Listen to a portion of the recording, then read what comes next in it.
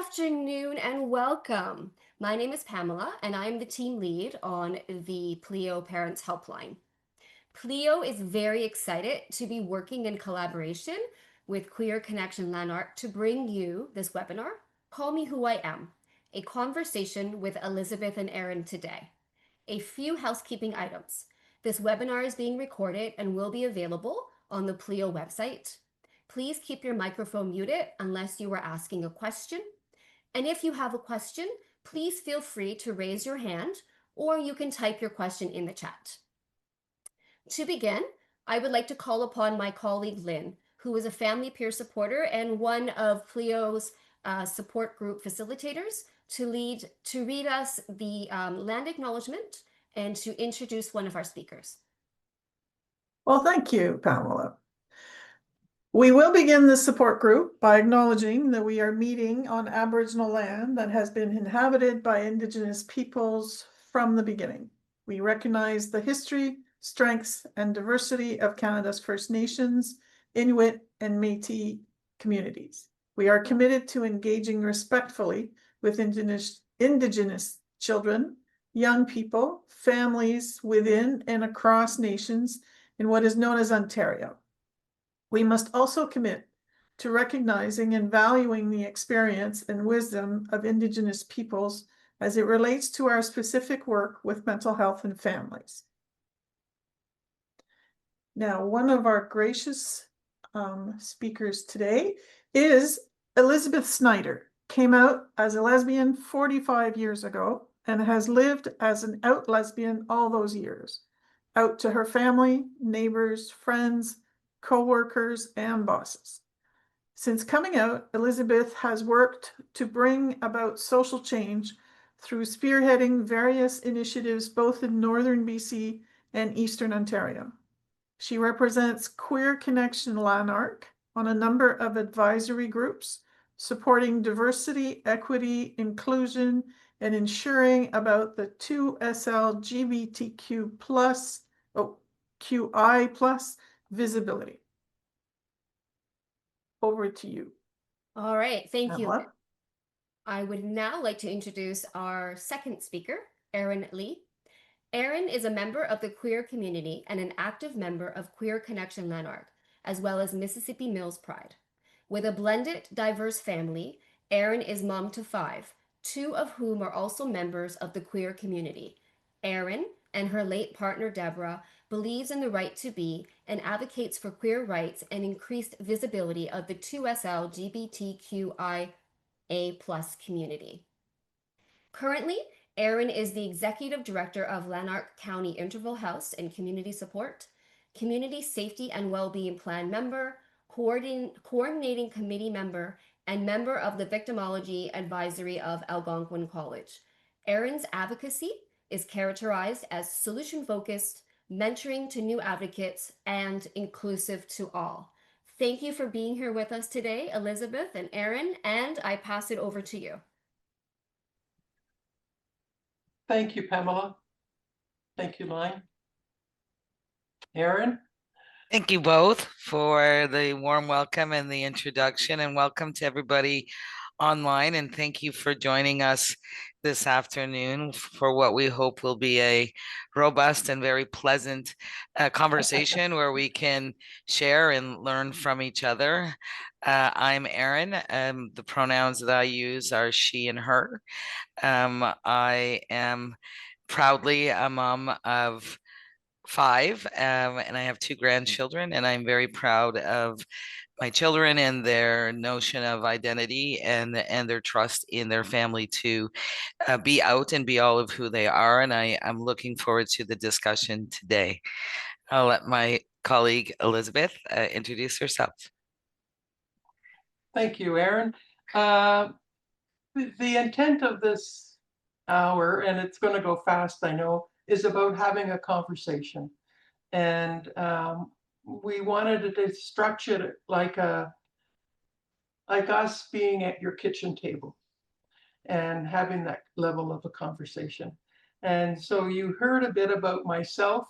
One of the things I wanted to quote is, "There are times when you must speak not because you're going to change the person, but because if you don't speak, they have changed you.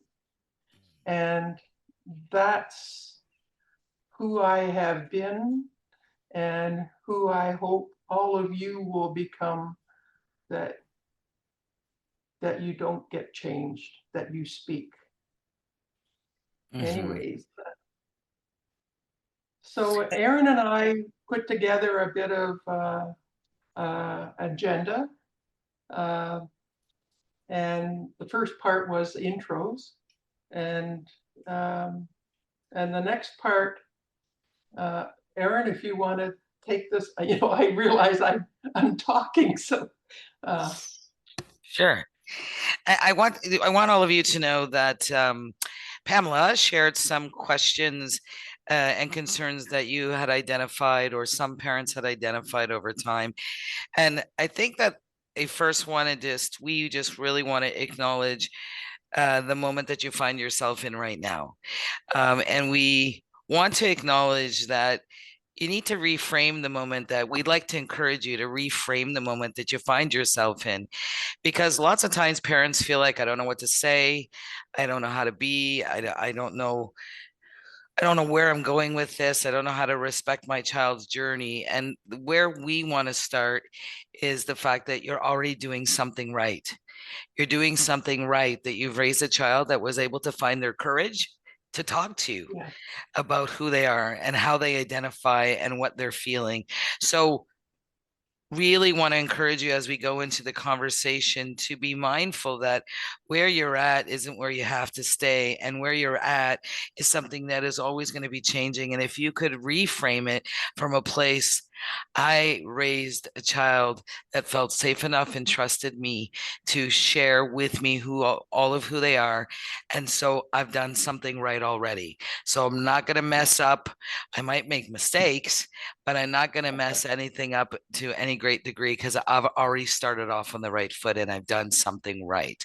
And I think it's important to start with that place and to maybe just take a breath about it, because I think that often as a parent, I have a child who's 28 years old. That child was born a girl. And so for a very long time, we referred to her as she.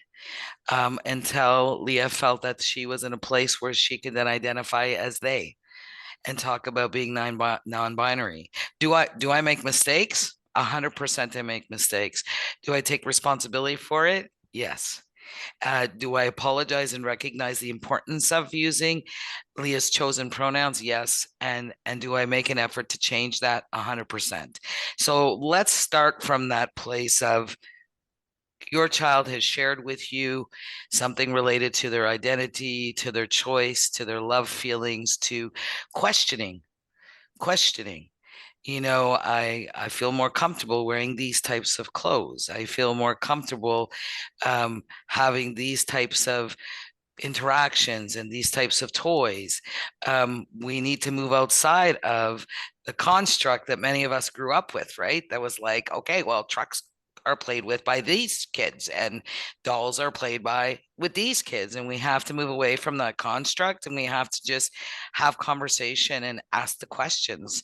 Wow, what makes you want to wear that dress instead of those pants? Okay, cool. Do you feel comfortable doing that? And take it down a little. Think about when our kids put their shoes on the wrong feet, or how we define the wrong feet. And sometimes some of us approach it and say, hey, you're putting it on the wrong feet. Others say, oh, does it feel comfortable? You feel like you can walk that way? Yes, it feels comfortable. I can walk that. Okay. Then, be that as it is, and continue to walk, right? So I think we have to be okay and know that, pronouns are really, really important for people. I will stop talking in a second. I just want to say that pronouns are really important because it affirms people. right? When somebody calls you by your pronoun, it validates their existence. It affirms that we support them. It respects their right to choose.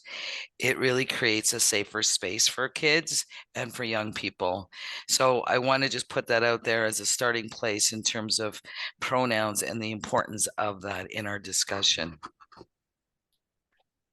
Just following up on what Aaron said, reframing the situation you find yourself in is that you have raised a very courageous child who has, against all odds, against all the social media, has begun to see themselves differently. And wow, seeing your child in that light means that they have a strength that you didn't know existed. And so now, how to walk the path with them and support that strength and give them the tools, and they also will give you the tools. They will also, the fact that they opened their mouth and said something to you is a sign of a healthy relationship. And so how to make sure that you nurture that and you constantly let them know that you value them and their courage. And again, one of the ways, like Aaron had mentioned, is about maybe your child has said about their pronouns and how you begin to, and maybe you may stumble and you're going to tell your child that I'm going to make mistakes, but know that I love you. Know that you began the conversation with me, and I will honor that conversation. And so let's do this together. And a pronoun is about identity. And you want to see your child and all their complexities, just as they want to, you want for them to see you also. I think it's also important to recognize and to know that, we all get caught up in excuses, right? Well, it doesn't make sense to say they when you're talking about one person. And, my mother is a classic example, right? She is an older person and Leah is now they, them, and my mother can't get her head around it. So I say they're coming over for dinner and she says, who? And I say, Leah. And she says, and who else? And I said, no one else. She said, well, you said they are coming for dinner. I said, they are. And so it's about helping people recognize that grammar doesn't make it wrong. What makes it right is that it belongs to somebody and it's their identity. And so, I find that confusing. I said, yeah, I'm sure that you do, but it's not an excuse to not validate their existence by using the right pronouns. And one of the things that Elizabeth and I talked about is practice. Practice using the pronouns, practice referencing pronouns. When you get stuck, you use the person's name. If you get stuck, just go back to the name, because the name is something that you got it right here, so you're good. And know that you're going to make mistakes with that, but it's okay to practice and use the pronoun when it feels most natural for you. Acknowledge that you make mistakes and help people learn. So when my mother made the mistake, I didn't just let it pass, because my mother's older and it's hard for her generation. I said, Mom, it's not an excuse. You need to get with the program, because this is who Leah is, right? So it's not okay. It's not good enough. So we have to help each other and we have to educate. And that means for your kids, it means you might have to have some difficult conversations with their school. You might need to do some advocacy. You might need to contact people like us from Queer Connection or know and learn about some of the 2S LGBTQIA plus resources that exist in your community, like you're doing right now in terms of getting informed, right? You don't have to know everything. Know that you start with a place that you love your kid, you respect your kid, and you want your kid to be well, and to have a self-esteem that's intact. And it means that as a parent, I need to get informed.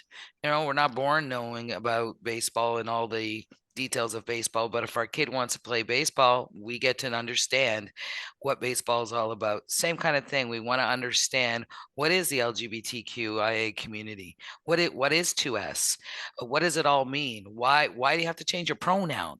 Why can't you still be non-binary but still use the right pronoun, right? And that's about the conversations and the education. It's okay. There's lots of people in the same position, trying to navigate the world. I'm wondering, does this make sense to people, even if you wanted to use a reaction, a thumbs up, because we can't see all of your faces? Is this stuff make sense to you? Are these things that you are finding yourself struggling with? Heidi, thank you. Joanne, thank you. Okay. For sure. One of the other things is try. Your child has had time to think about this. And so that moment when your child says, refer to me as they, them, they're on hyper alert. And they're looking to you to see how you're going to react. And so you need to take a breath and try. And again, talk to them about, I don't know much, maybe you can help me, and we can learn together. But by trying, whatever that may look like, you're sending the message that your child is important to you and you care. And again, it comes back to that original reframing the conversation about your courageous child. Wow, what you have done is created an environment where that child feels strong and wants to say something. And isn't that wonderful? That's the perfect child, to have that kind of courage. I remember my mom when I first came out, and look I came out when I was 27, so that was a few years ago. And I was at university, and my mom was in Halifax, and I called her. And I said, Mom, I think I might be a lesbian. And there was silence on the other phone. And she didn't want me to tell anybody in case I changed my mind. She didn't want that. But then within a few minutes, she asked me, was it something that she did wrong? And I reassured her that no, it was nothing you did, Mom. And that was at the time, that was the late 70s, early 80s, the time when science was trying to find out, well, it must have been a domineering mom, a weak dad, whatever, right? And they were trying to find a reason why there were so many gay people happening. There's nothing, you haven't done nothing wrong. And that's why reframing the question, reframing this moment is about seeing your child as a very courageous soul who has found their voice. And isn't it wonderful that they spoke up about who they are, which means that down in the future, they will also have a voice to speak up about other things, whether it's about bullying or it's about fighting for something or whatever it may be. So rest assured, you have a very strong child. I think it's important to think about intersectionality. And I know it's a term that, people think has just become popular, but for many people, intersectionality is a part of their whole life. And I am a biracial woman, and my parents experimented, and my mother is a white woman and my dad is a Chinese man. And they had this experiment, and I came out looking the way I do, and being all of who I am. And I will tell you that the person I was most fearful coming out to was my dad. I was really, really fearful that culturally, traditionally, that he would have the most difficult time accepting and understanding. And my dad actually was the best support in the end, and said, are you happy? Is anybody hurting you? Are you being loved? Are you loving? Do you think you're doing anything wrong? I said, no. Then he said, and there is nothing wrong. I support you all of who you are, right? As long as you're making the best choices for yourself.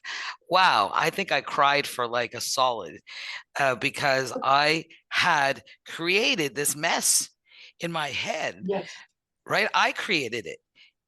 There was nothing that he did in that interaction that was negative at all. It was completely accepting. It was challenging to ask me questions like, are you happy? And are you being loved? And are you loving? And all of those things. I created that mess, right? Because I was afraid that he was going to be disappointed, that I was going to be letting him down, that somehow I was in the wrong, and he would feel shame. So I want to acknowledge that, because I want the voices here and the parents to know that we all have intersections, right? So we're not just these, one kind of part.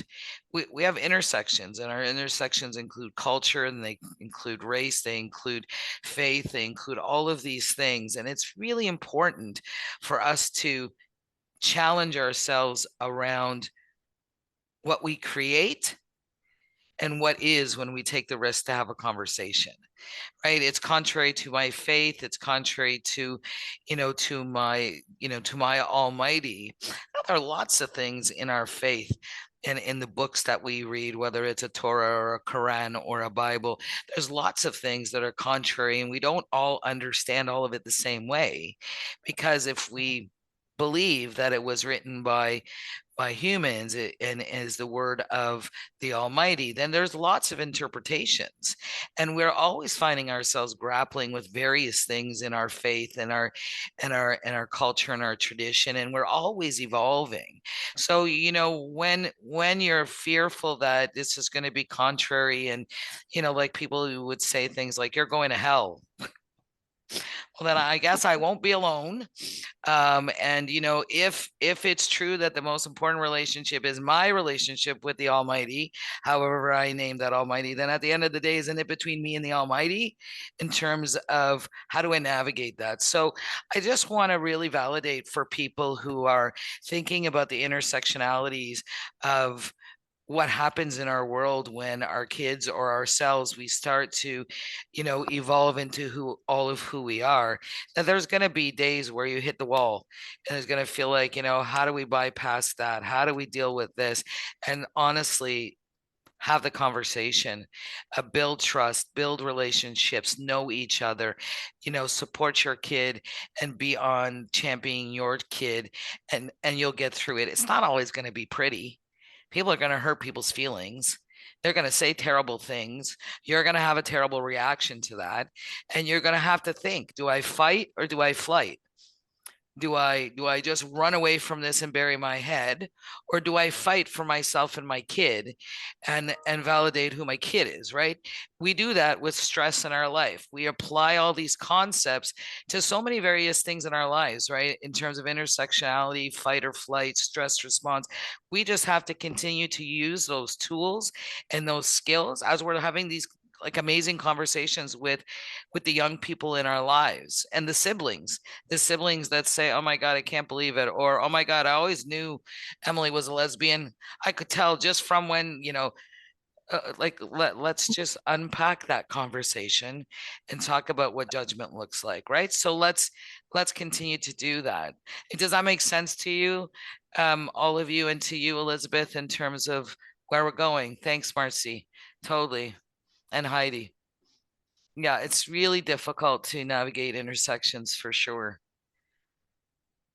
It's really interesting as to how to progress and practice and be in that moment of making decisions. And you may remember the quote I said, because there are times when you must speak, not because you're going to change the person, but because if you don't speak, they have changed you.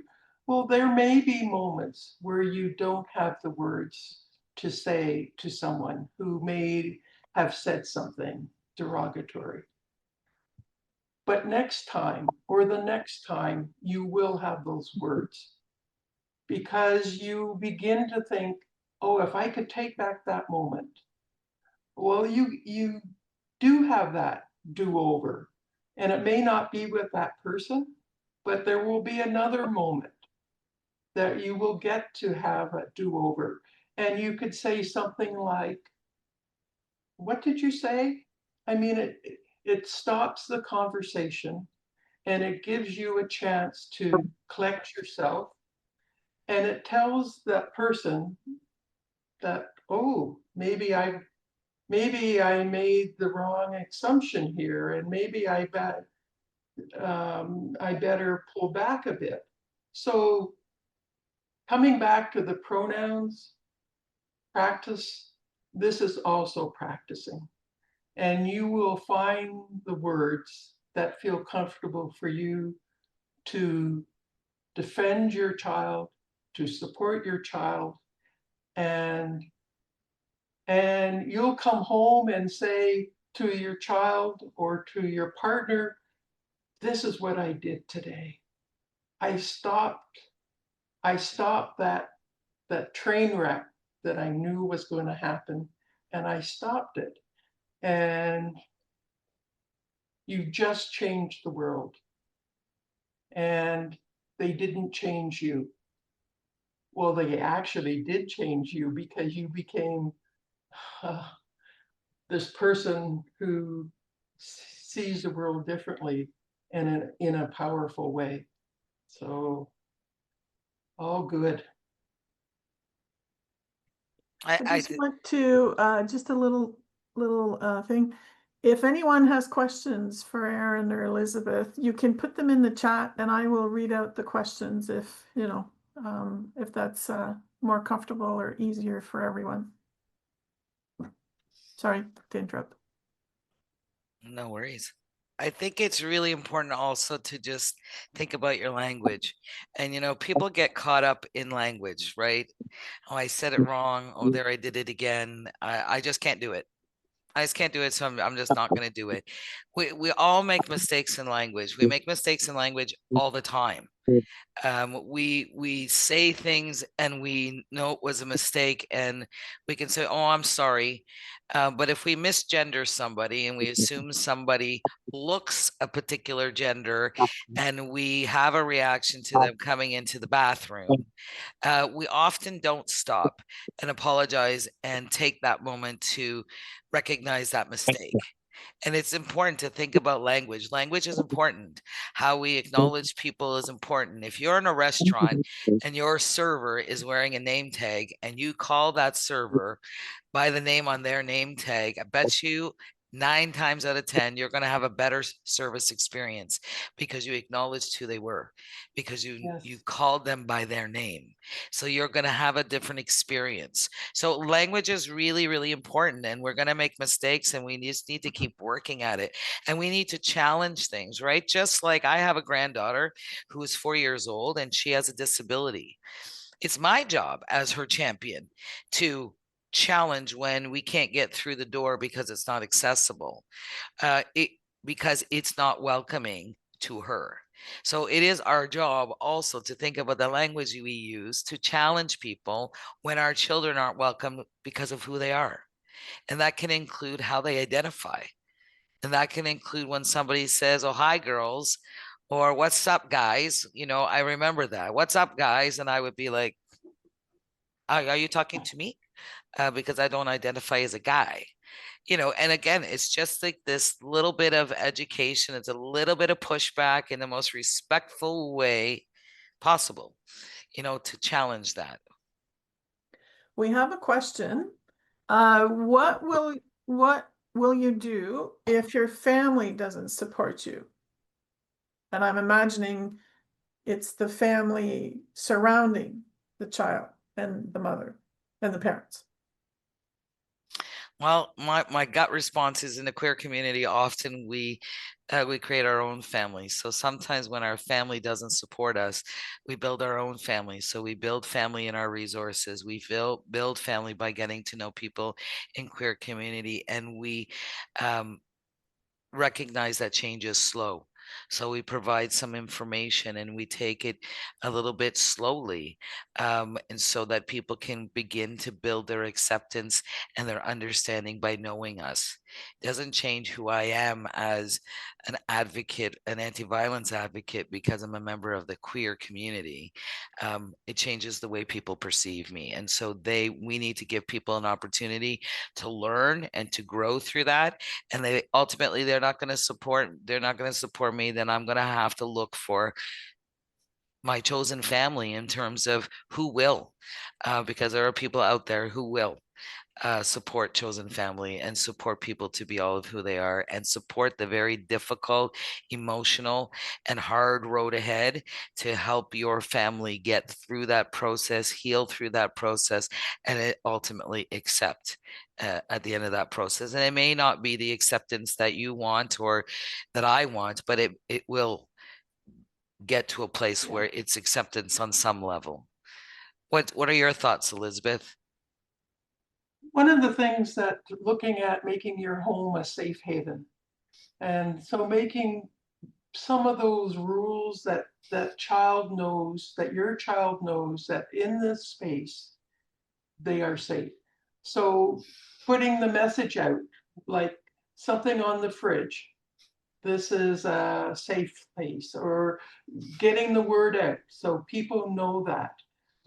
Again, that will build resilience in your child, because the child knows that they have support.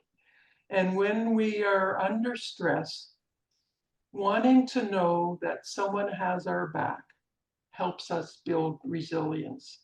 So, like I mentioned, having something on the fridge, a big sign, don't make it a small little button, but a big sign that says, so that you know that you will never have that conversation, because any visitors coming into your home will see that. And you may say, you decide, and perhaps with your child, develop that sign. And so what would you like people to know? How would you like people to treat you in this house? And so they then actually will make the sign, put the sign up, and everybody can sign it. And then they know that they have a team around them, which is so supportive and cool. So Elizabeth, and I'm wondering, there's a film that was made in the queer community in Lanark County, and it's been shown a number of times at various venues for community members. And the one I'm thinking about, Elizabeth, it was in Almont. We had a screening of the film in Almont, and this young girl, I'm gonna guess that maybe 12-ish, maybe 13, and her grandmother came to see the film. And when the film was over, that young person came up to us and said, "I'm so grateful that I had this opportunity to see this film with my grandmother. Like, this just feels really important for me." And, for us, we have no idea who it's going to touch and what it's going to mean. But if it can touch a young person and they can say to us, "I felt really validated. I felt like you saw me. I felt like I was really here. And I was so happy to be here with my grandmother because my grandmother is my ally," right? That was like an amazing gift because it's important to think about, like, I have an ally, and you can all be allies to your kids. And so it's just important, as Elizabeth said, like someone who has your back. Some people use the word ally. Somebody might say you're championing your kids, but you're their allies, so you're there to support them, to walk into a room where there's going to be a showing of a film that's about queer people who live in rural communities, talking about their coming out and talking about their life, and your grandmother can be your ally and sit with you and support you through that film. Wow. Right? It's important to be an ally. It's important to challenge yourself about, oh, I think that drag queens are all gay people. Why do they have drag kings? What's a drag king? It's important. Have those conversations, right? You got to break down some of the stereotypes and some of the existing kind of analogies that morph and continue to morph, right? Oh, if we go to a drag queen story reading at the library, our kids are going to become queer. Well, yeah, no, that's not true. But people have these fundamental muses that they just create and it grows. And so then all of a sudden the focus is on the drag queens making kids queer, as opposed to on the community that's not being welcoming or accepting of people's identity, right? We focus on the wrong thing. We don't focus on the behavior of the people who are hating and being bullies and saying those cruel things. We focus on the fact that people are saying drag queens are going to make our kids queer. And so it's really, we really need to like challenge and have education and have conversation and know that like there's going to be like really hard days. And then the days are going to continue, and we have to go to school and we have to face bathroom issues and identity issues. And we have to talk to teachers about how they identify my child. My child wants to be identified as she, and I want the school to support that. And that's the allyship, that's the recognition, that's the validation. And it's, people say things all the time. There's all kinds of hate. And we see hate and racism every day, everywhere. It's how we respond to that information that's going to make the biggest difference, right? Can trans folks participate in sports? How do they participate in sports? Like, it's really about how do we ingest information and how do we put it back out there, right? And how do we like frame it and let it percolate? And then how do we support our kids to navigate all of those things? Is this One of the things that I heard recently as a good strategy and as a way to champion your child and be in their corner was this particular person, a mom of a trans girl, and her father was coming, and she met her father at the airport and said, "You can ask me anything. Ask me anything. We have an hour to get home. Ask me anything about your granddaughter. But don't ask your granddaughter. Ask me anything." And that's a way of having a shield, an invisible shield around her daughter.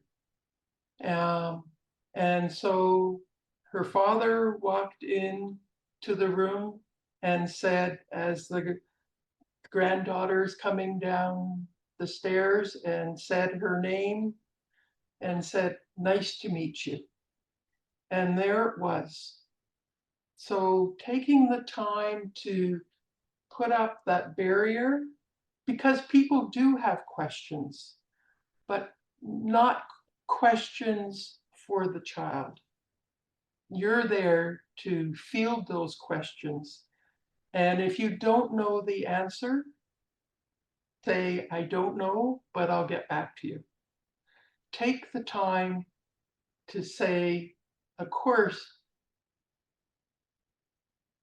you may have questions, but it's not appropriate for you to ask my child those questions. but it is appropriate for you to ask me. And the course of that conversation, you have begun to change the relationship. You have begun to establish boundaries. This is okay to ask, but this is not okay to ask my child. So you are protecting your child.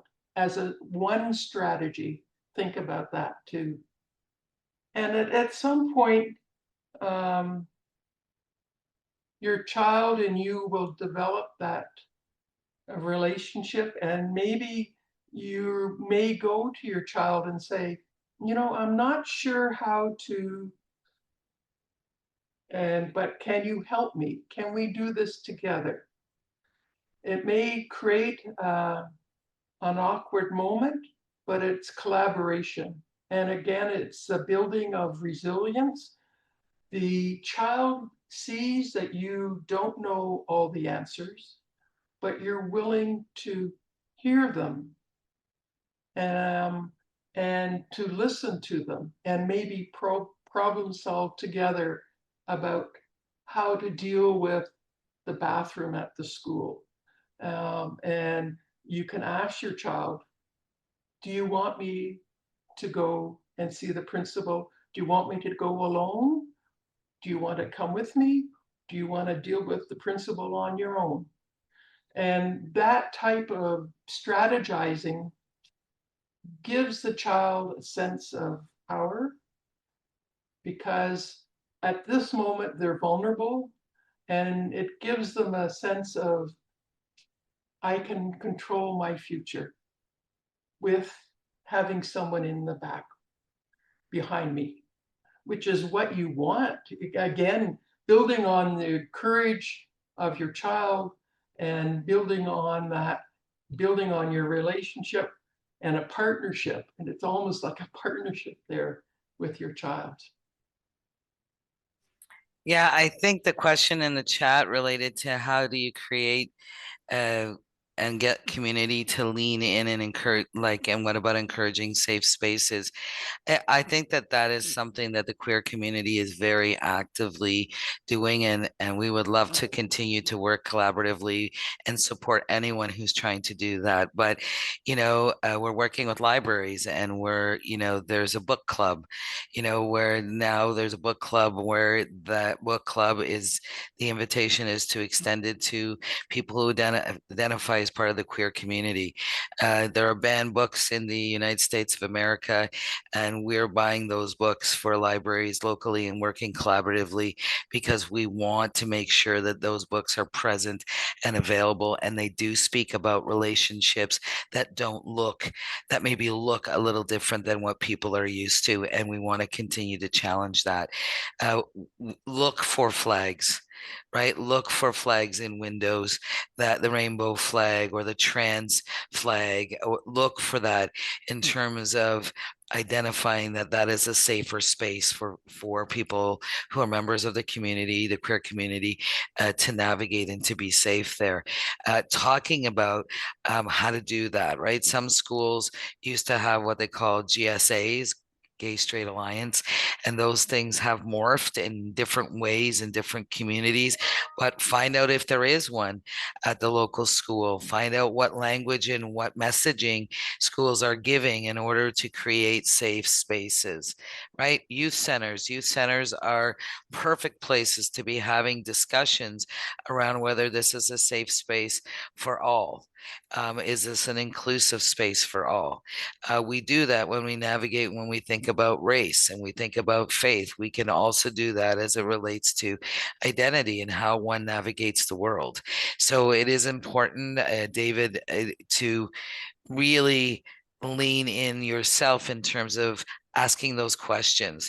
Do you have specific spaces that are set up for kids on the spectrum? Are you willing to do that? Do you have any indicators here that your staff are, educated around inclusion and responding to queer youth and questions around queer families? It is important to think about, like, I have a blended family, so some of my kids don't look like me. So, family is defined differently. So it's important to be navigating those places and thinking about, hey, why don't we get some parents together whose kids are, identifying as non-binary, and why don't we do something and create a safer space, or ask that the school create a safer space, right? And challenge some of those norms and do that in community and youth centers. And I think that Elizabeth was talking about, having the magnet on your fridge. It's also being a parent who says, I'm a proud parent of, a queer kid, or I'm a proud grandparent of a queer kid, or those kinds of messaging, and being out in community as the proud parent. It is like a gift. I saw that on the weekend at Ottawa Pride. I saw a mom with a camera, and one of our members had a sign on her back that said proud trans mom. And the person was taking a picture and saying, me too, and I'm a grandmother too, so I do think that having those discussions, looking for your allies, and having your allies support you around, whether it's libraries, pools, youth centers, schools. We certainly are familiar with resources in most communities that would really lean into encouraging safe places and spaces for our youth. So, David, thank you for that question, because it's really important that our youth have spaces that they feel they can navigate that are safe. I think one of the things too is maybe redefining that word safe spaces and saying brave spaces. That it requires bravery, and we don't always do it, but that's okay because we're learning to do it. So creating brave spaces, acknowledging the courage that it took to even be there, which is very important. One of the things that came out of the film was about visibility. For a number of years, the queer community wasn't visible, and now we are. So people do not need to feel that they are alone or isolated, because the more we are visible, the more it's like a ripple effect. When you throw a pebble in the pond, and it has a ripple effect. So every time there's visibility, and whether it's your fridge magnet, or it's you put something on your car, that has a ripple effect of growing a healthy, diverse community. And so, and whether it's you saying, excuse me, what did you just say? That has a ripple effect. And the power of that moment is immeasurable. And then it's like the commercial says, it's priceless, because it builds exponentially. And whether your child speaks to the principal about having a bathroom that is safe for them, that will have a ripple effect for other kids coming through the system. And where we are now is, this is not in isolation. This is 20 years ago. We have laid the groundwork for this moment in time. So it will be interesting a year from now for us to do this again, and to see where people are at. What ripple effect did you have in changing the world for your child? I want to recognize two things. One is, I want to say to Chelsea, for sure you can contact Queer Connection Lanark about a screening. And if Pleo wanted to host a screening, we could definitely figure that out. Elizabeth is the keeper, and organizes us and makes sure that all of that stuff happens. So if people are interested in the film, absolutely reach out to us, and yeah, and let us know, because it's available. I want to mention and validate, and I know it's like, oh, way to go, Aaron. You know, there's 9 minutes left, and now you're going to talk about this. But I do want to validate for parents the issues related to mental health. And I think it's a really important issue for queer community, especially. I know you read things online. I know that the mental health risk for youth in queer community is reasonably rated higher. It's mostly reasonably rated higher when they lack support from their family in terms of validation of being who they are. It is for the oppression and discrimination and hate that happens in communities that culminates and impacts negatively on queer folks' mental health.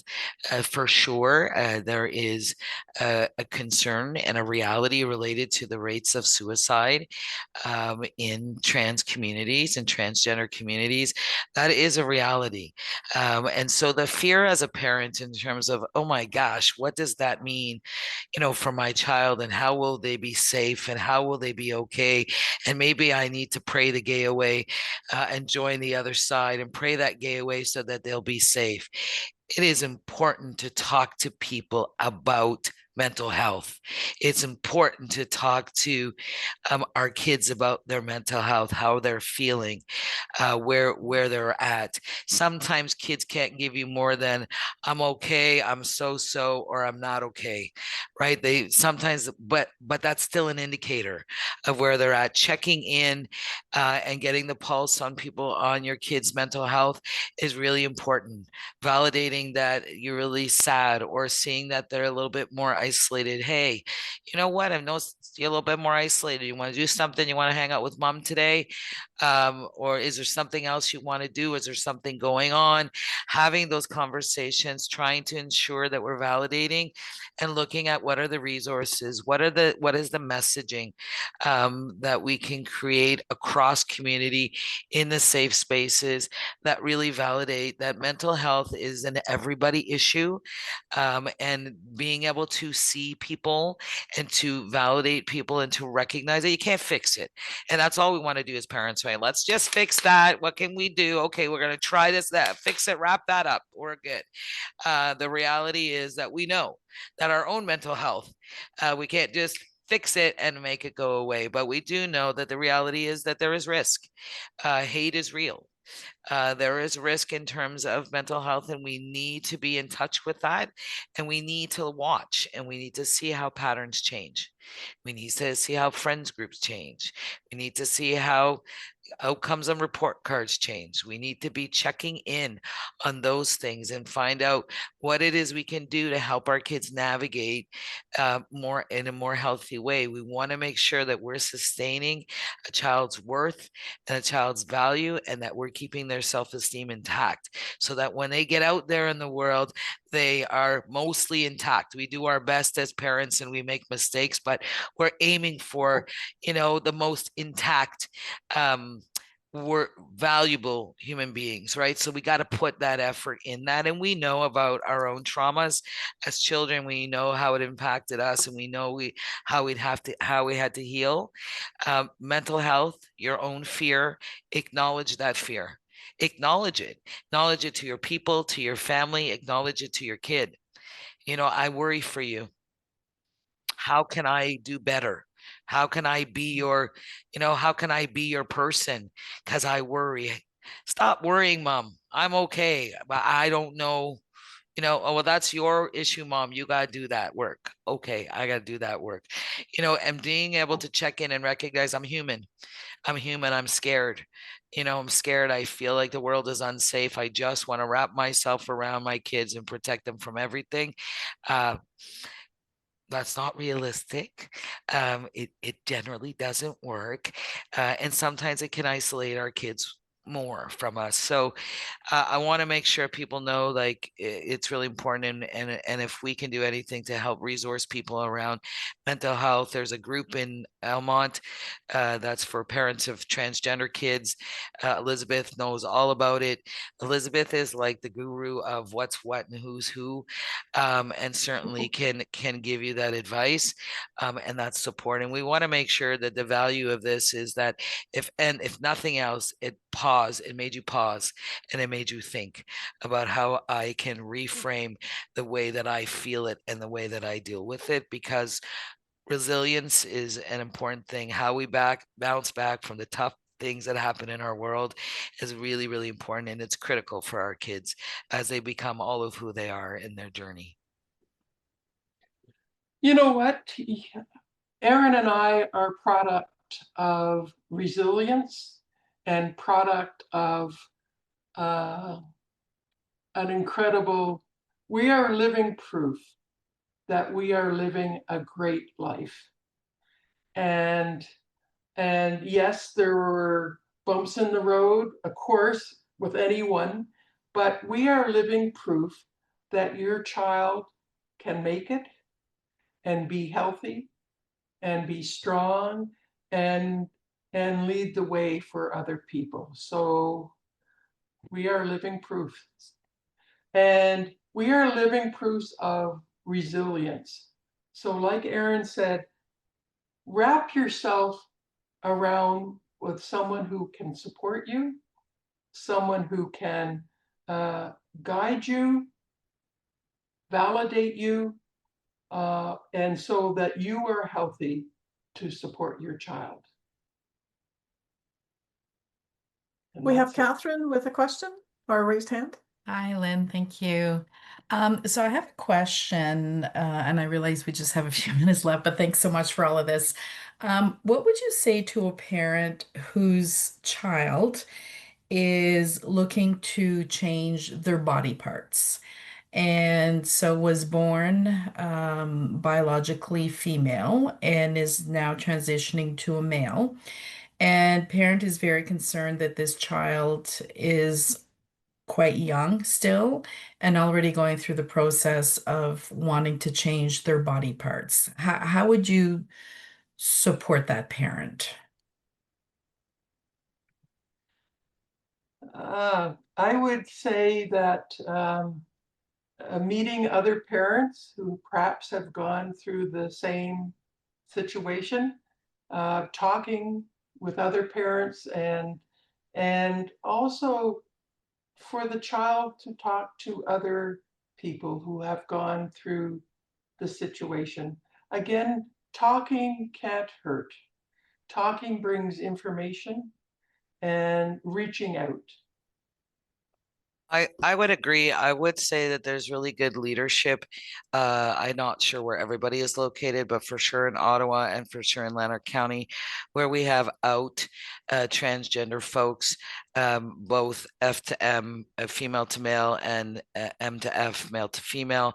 I think connecting with the transgender community, I think, there needs to be, the process is not, I decided, so I'm going to do this. And so I'm just going to go now and sign up and it's going to happen, right? It's a very long process, right? Where there's psychological conversations and looking at mental health and looking at strength, looking at, viability, like list, age, all of that stuff is part of the process. So for me, I would be thinking about the very same thing, Elizabeth, connecting with trans folks in community, connecting with like Family Services Ottawa has a program related to queer folks, and that would probably be a good place to connect. I think looking at Rainbow Health and looking at Rainbow Health Ontario and looking at what kind of resources does Rainbow Health Ontario have for families where kids are considering transitioning transitioning and what transitioning looks like, and what are the steps of transitioning that a parent could support their child to take now, before you do actual anatomy transition, right? So there are steps that parents can negotiate with kids and support them in terms of how they dress, in terms of if they bind themselves so that the parts that they don't want to be protruding are not protruding. Like they can practice some of those efforts to manifest that reality, to see how that feels, especially when they're young. You know, I would say, in my opinion, I don't have a definitive age, but I know somebody who was 11 and eventually transitioned and is a proud man, who was born a young woman. So I think that all of those things are important to validate. And I think, you know, for sure, Rainbow Health Ontario, for sure, looking at connecting with trans community and learning and growing through that and practicing would be the things I would add. Hope that's helpful, Catherine. Yes, Thank it you. is. Thank you so much. All right, everyone, I want to say thank you first off to Erin and Elizabeth for taking the time to be with us here today and to have this very important conversation. Thank you all for joining us. I hope you found today's conversation insightful and helpful. And in the next few days, I will be emailing you a short survey to complete about today's webinar. Please take the time to fill it out. Your feedback is important to us. Thank you, everyone. Have a great rest of the day.